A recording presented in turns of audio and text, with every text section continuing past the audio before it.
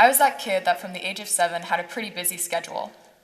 I had dance lessons, cello lessons, and a brother that went to a private school 20 miles away from my house. I spent a lot of time in a car as a 7-year-old, and I talked to my mom a lot for a 7-year-old, and I had a lot of time to think as a 7-year-old. But for a 7-year-old, that's not so bad. I got plenty of time to write song lyrics that probably had to do with rainbows and coloring books. But as I got older, things got weird.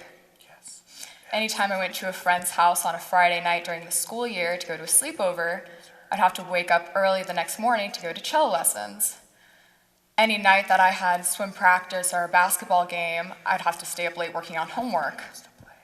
I would then have to wake up early the next morning to finish that homework that I couldn't start the night before because I was so overwhelmed and stressed out that my mind shut down.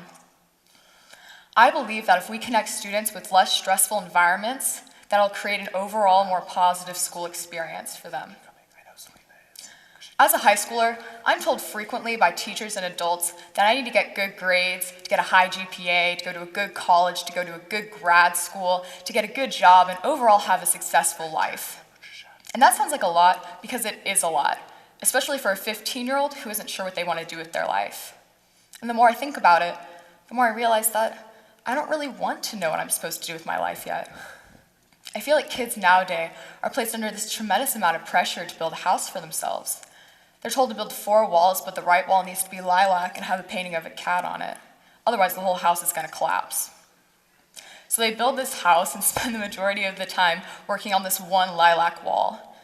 Then by the time the house needs to be finished, they realize that the base is built disproportionately and the whole house collapses anyways.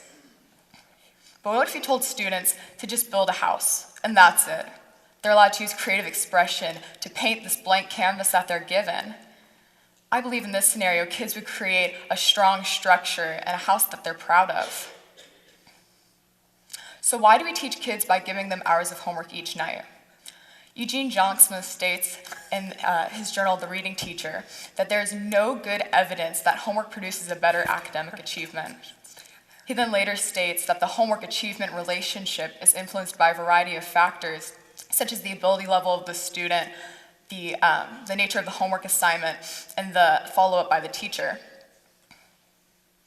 So I know everyone has a different definition of homework, and my personal definition is anything that a teacher asks of a student to do outside of school, or anything that the teacher personally names homework.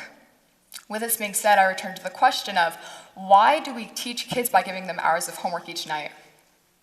Pamela M. Counts writes in The Meanings of Homework and Implications for Practice that some parents believe in the idea of giving their kids more homework because they think that it leads to an increased success on classwork and fosters attitudes and habits that lead on to successful future learning.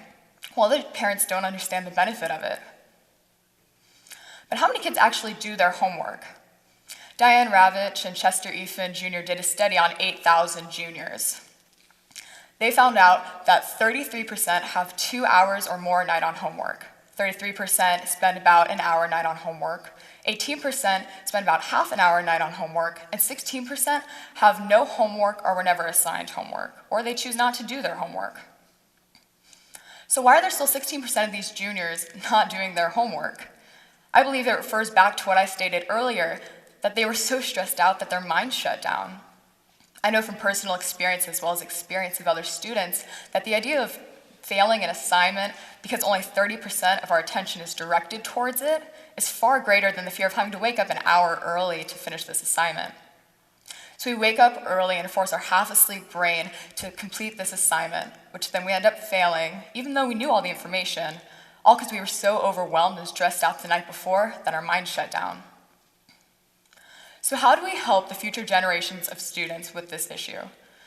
I believe that if we teach kids by giving them enough homework to retain information and understand, but not enough to the point where it's overwhelming, they'll be able to effectively learn, as well as create a balance between their home life, school life, and social life, which all of these things are vital for students and humans in general.